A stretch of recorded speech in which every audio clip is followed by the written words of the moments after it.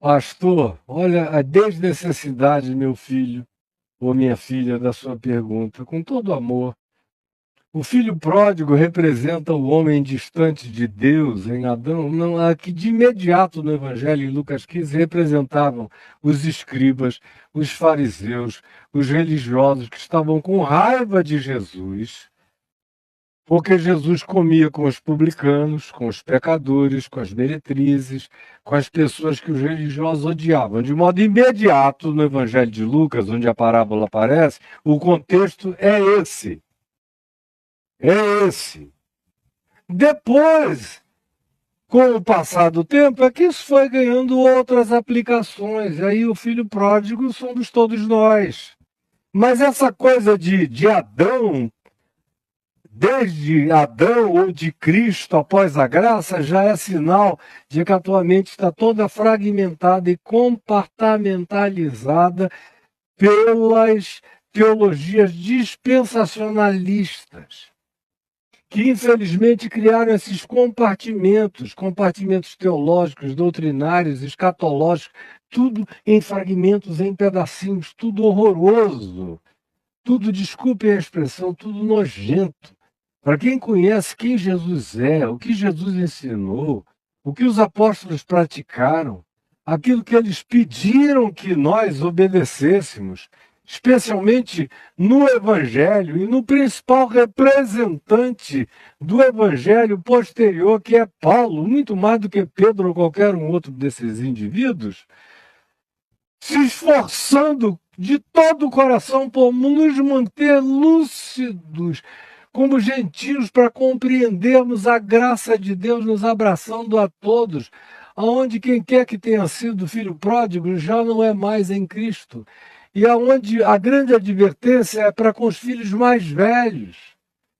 O pessoal dá uma ênfase ao filho pródigo. O filho pródigo é o bem-aventurado daquela história, é o publicano, é o pecador, é a meretriz, é o que entra na festa do reino de Deus e dança com Jesus.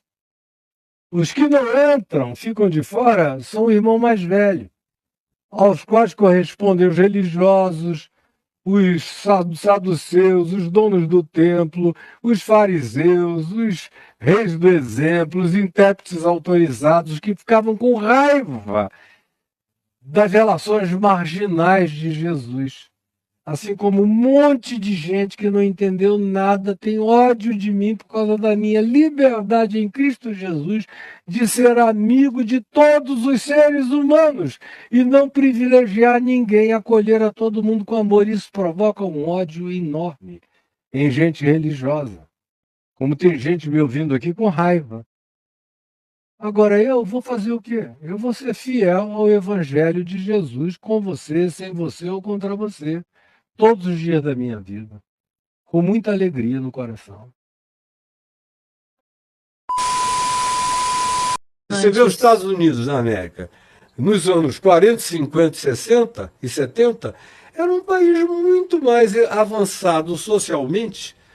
Aí você teve o Martin Luther King, as lutas para acabar com a segregação racial, você teve movimentos libertários, como a da Eleanor Roosevelt, esposa do presidente Roosevelt, que postulava e conseguiram a igualdade entre mulheres e homens no voto, na evolução salarial, em todas essas coisas.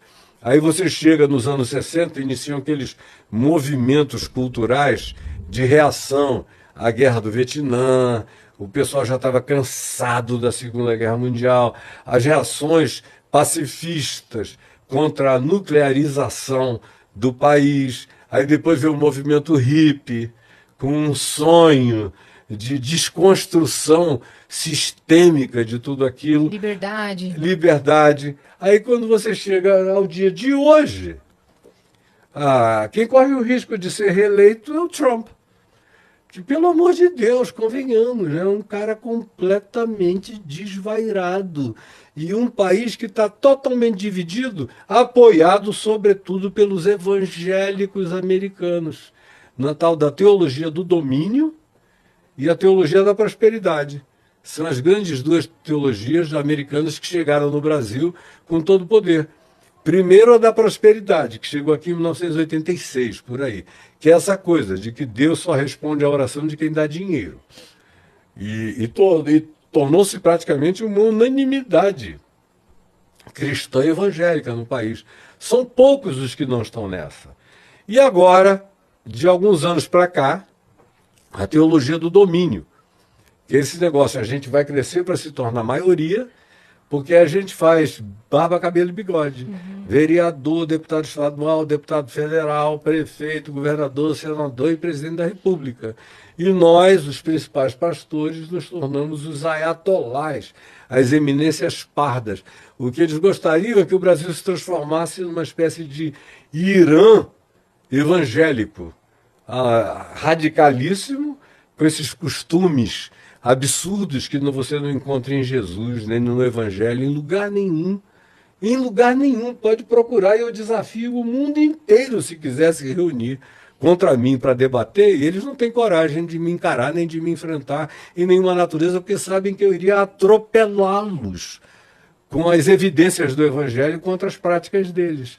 Então, quem fala de mim por aí praticamente são esses mais jovens que nunca conviveram comigo, porque os que são da minha geração e que conviveram comigo é todo mundo caladinho. Eu digo o que eu quero e eles falam lá do púlpito.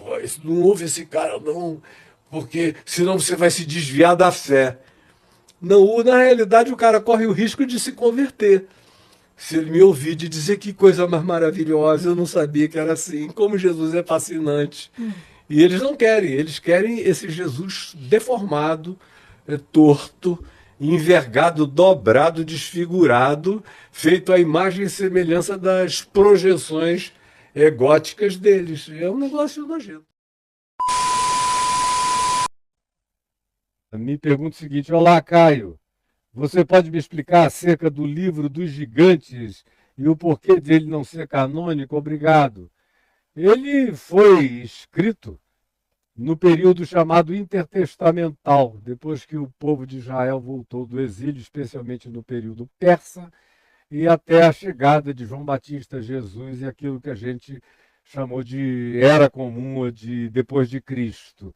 Foi nesse intervalo aí que surgiram muitas literaturas, inclusive o livro de Enoque, e ao livro de Enoque está também associado o livro dos gigantes. Por que ele não foi incluído? Durante muito tempo ele foi incluído. Ele está incluído, inclusive, na Bíblia etíope. Está lá o livro de Enoque, o livro dos gigantes, fazem parte dos 86, 87 livros canônicos da Bíblia etíope. E ele fez parte do processo de leiturabilidade de Paulo, leu bastante, os apóstolos, porque a segunda epístola de Pedro e a epístola única de Judas, irmão de Jesus, são súmulas, são bolinhas do livro de Enoque, mostrando que eles leram. Quando Paulo, em 2 aos Coríntios 12, fala do terceiro céu, ele está usando uma cosmologia de natureza enoquiana, tirada do livro de Enoque. E você vê em Jesus, em diversas falas, frases e princípios de Jesus, princípios contidos no livro de Enoque. Sem falar que Judas, o irmão de Jesus, cita Enoque, o